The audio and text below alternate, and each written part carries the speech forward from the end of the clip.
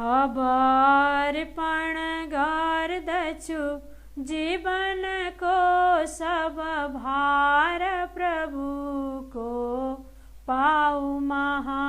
अब अर्पण गर्दछु जीवनको सब भार प्रभुको पाऊ महा। या जीत होस् या हार होस् गरी निश्चय सुम्पी पाऊ महा। या जीत होस् या हार होस् गरी निश्चय सुम्पी पाऊ महा। मेरो निश्चय ही अटल मनमा एक दिन प्रभुलाई म पाउँदछु। मेरो निश्चय ही छ अटल मनमा एक दिन प्रभुलाई म पाउँदछु। परिवारहरूको आसन लियो प्रेम लगाउँदछु पाऊ महा। परिवारहरूको आसन लियो प्रेम लगाउँदछु पाऊ महा। अब अर्पण गर्दछु जीवन यो सब भार प्रभुकै पाऊ महा। जबसम्म म बस्दछु विश्वमा केही आसन लिकन कर्म गरौँ। जबसम्म म बस्दछु विश्वमा केही आसन लिकन कर्म गरौँ। श्री कृष्ण शरण भनी प्राण छुटो। श्री कृष्ण शरण भनी प्राण छुटोस्। श्री राज प्रभुको पाऊ महा। श्री कृष्ण शरण भनी प्राण छुटोस्। श्री राज प्रभुकै पाऊ महा। यति बस्नु परेमा बस्छु जगतमा प्रभुको गुण कीर्तन गाई बसौँ। यदि बस्नु परेमा बस्छु जगतमा प्रभुको गुण कीर्तन गाई बसौँ। गुण दोष सबै मेरो अर्पण हो सब भार प्रभुकै पाऊ महा। गुण दोष सबै मेरो अर्पण हो सब भार प्रभुकै पाऊ महा। यदि जन्म भएमा जे म बनौँ तर तिम्रो चरणको प्रेमी बनौँ। यदि जन्म भएमा जे म बनौँ तर तिम्रो चरणको प्रेमी बनौँ। अब अर्पण गर्दछु जीवन यो सब भार प्रभुकै पाऊ महा। तिमी मार मम अब भेद छ यो महु जीव तिमी परमेश्वर हौ। तिमी मार मम अब भेद छ यो महु जीव तिमी परमेश्वर हौ। म छु बन्धन तिमी भव मोक्षक हौ भनी प्रेम लगाउँदछु पाऊ महा। म छु बन्धन तिमी भव मोक्षक हौ भनी प्रेम लगाउँदछु पाऊ महा। अब अर्पण गर्दछु जीवन यो सब भार प्रभु को पाऊ महा। अब अर्पण गर्दछु जीवन को सब भार प्रभु को पाऊ महा। कृष्ण कन्हैया लाल की।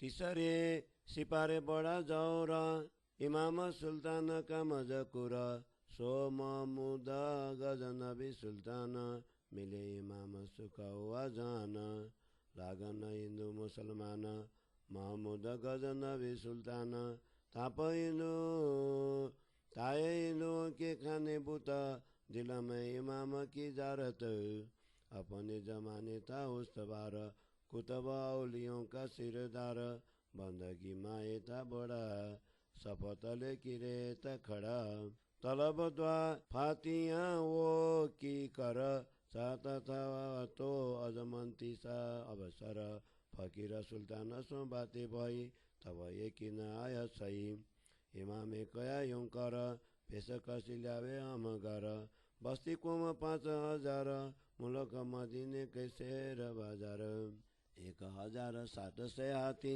लाख घोड़े सुर में साथी एती आए पेश कसी करी ओढ़ के पुरानी कमरी आप होए के नंगे पाए तले की सभा में खड़ा है आजीज होए नमाए शीशा कहे मोको करो बकशीसा कहे मोको सबूरी देवो फकीरों के मिलावे में लेवो दुनिया ते आजाद किया फकीरों के मिलावे में लिया तो अजमंतिया में सही गजनबी को बकसी सबई ईमान पहचान करो रोशन संसेवन द्यों सबन द्यों कुरान की शायद बिना पुरमान न कांदो शब्द सते सिपारे में यह सनंद ईसा नुस्खे का खाबंद और शायदी द्यों तिसारी एल किताबे दिल में धरी 10 और 1 सिपारा जीत यह शब्द लिखे तीत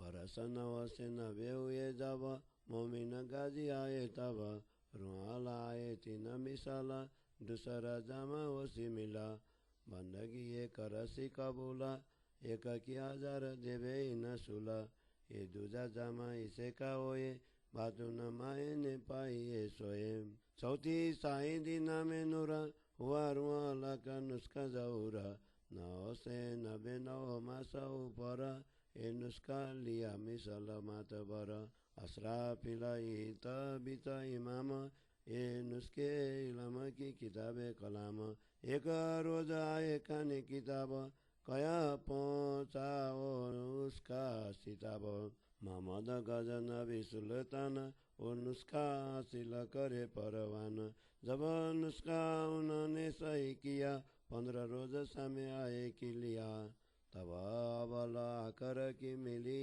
सब जहान मिले तीता हिंदू मुसलमान और भी मिले अनेक जात सब कोई नुस्खा करे विख्यात खेतों का अपना किया कुर्बाना करे नीचा और बुजुर्ग जाना इधर 5 से जुल जुलात हो संगर सुल के असलू रहू रुआ ये बखत हुआ कहे कयामत दोस्त खाना दाना पहुँची शरत गुनाह सुल्तान के किए सब माफ लिया नुस्खा हुआ साफ बारे अल के थे जो बंद किए आजाद छुटे माया फंद लाख नंगो के दिए सिरो पाए हुआ सुख दुख सब जाए 50,000 बाग किए खैरात बरकत नुस्खे वही सिफात हवेलियाँ ज्योति बैरान सो किया कड़िया हुए मेहरबान ये जो बात कुराने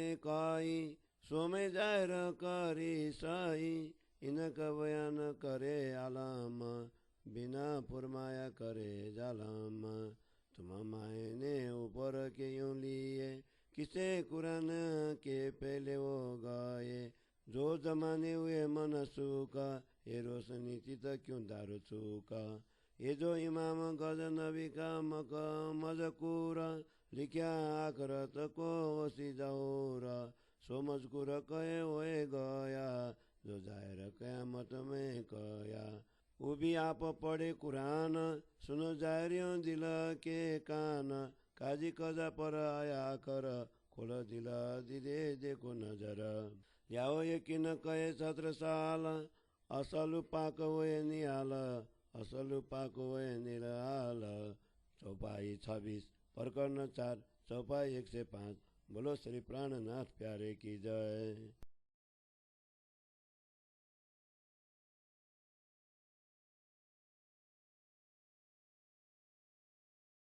श्री तारतम सागर कयामतनामा बड़ा ग्रंथ को चौथो प्रकरण। कुरान के तीसरे सिपारे में एक प्रसंग है जिसमें इमाम और सुल्तान की बात कही गई है। महमूद गजनबी नामक का सुल्तान ने उस प्रसंग को अपने ऊपर घटाया। वह जब इमाम फकीर से मिला तब लोगों को बड़ा आनंद हुआ। महमूद गजनबी सुल्तान के समय में हिंदू और मुसलमानों के बीच वैमनस्यता थी, इसलिए उसने हिंदुओं के मंदिरों और मूर्तियों को तोड़ा।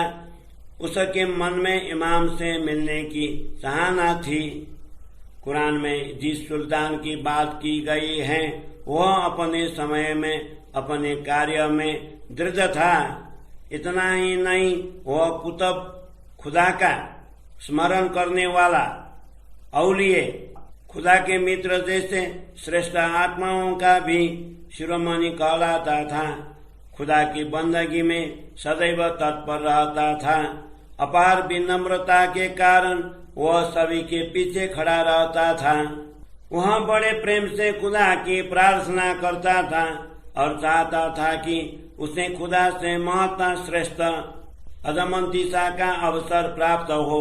जब उसकी चर्चा फकीर इमाम से हुई तब उसको उन पर विश्वास हुआ। उस समय इमाम ने उसे कहा, क्या मेरे लिए घर से कुछ भेंट लेकर आए हो? तब उसने कहा, मैं आपको मदीना शहर के बाजार गलियां आदि 5000 कोस की बस्ती रूप भेंट समर्पित करता हूँ। उस समय उसने 1700 हाथी 1,00,000 घोड़े एवं शूरवीर सेनाओं को इमाम के चरणों में समर्पित किया। इतनी भेंट उपहार समर्पित कर वह पुराना कंबल ओढ़कर विनम्र होकर खड़े हो गया। स्वयं नंगे पांव होकर राजमत का त्याग कर वह इमाम के अनुयायियों की पिछली पंक्ति में जाकर खड़ा हो गया।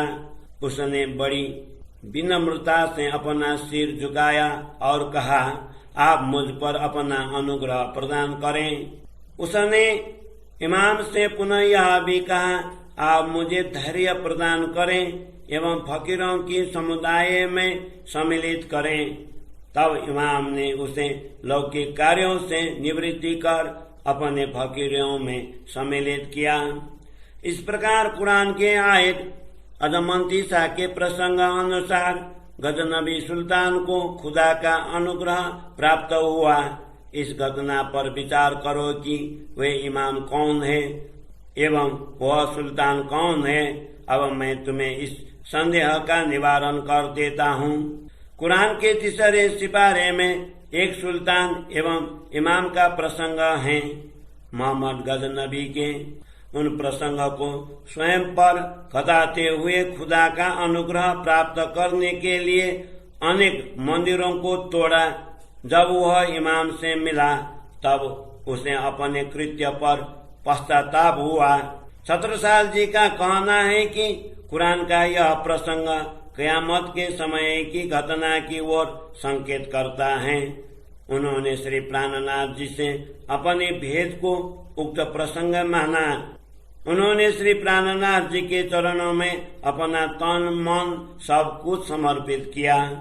मैं कुरान के साथी देकर कहता हूँ, उसकी साथी के अतिरिक्त अन्य कोई बात नहीं करूँगा। कुरान के 36 सिपारे में इस प्रकार उल्लेख है कि ईसा रूहल्ला मंत्र नुस्खा के स्वामी कहलाएंगे। अब मैं कुरान की तीसरी साथी दे रहा हूँ। 11वें सिपारे में उल्लेख है कि कुरान के उत्तराधिकारी ब्रह्मा आत्माएं उसके गुप्त रहस्य को समझ सके।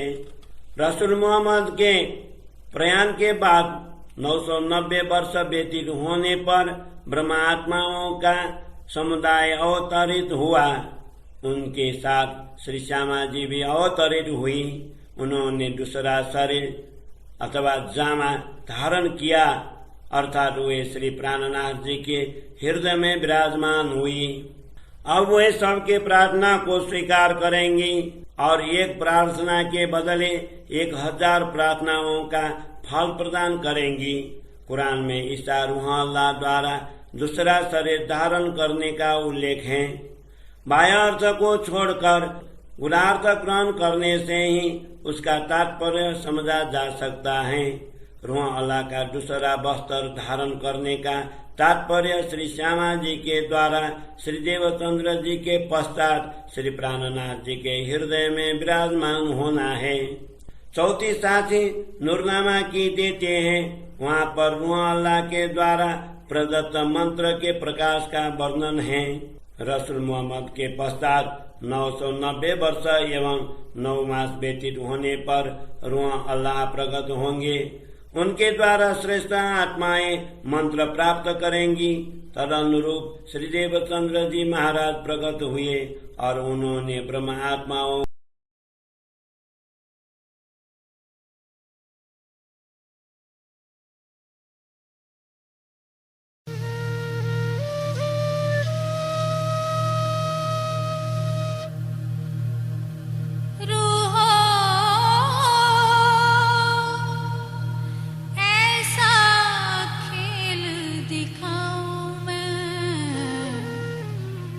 जित झूठे झूठ पूजत ढूंढे अव्वल आखिर लग तो हक ना काहूं पायत कया उतरते हक ने अलस्तो बेरबकुम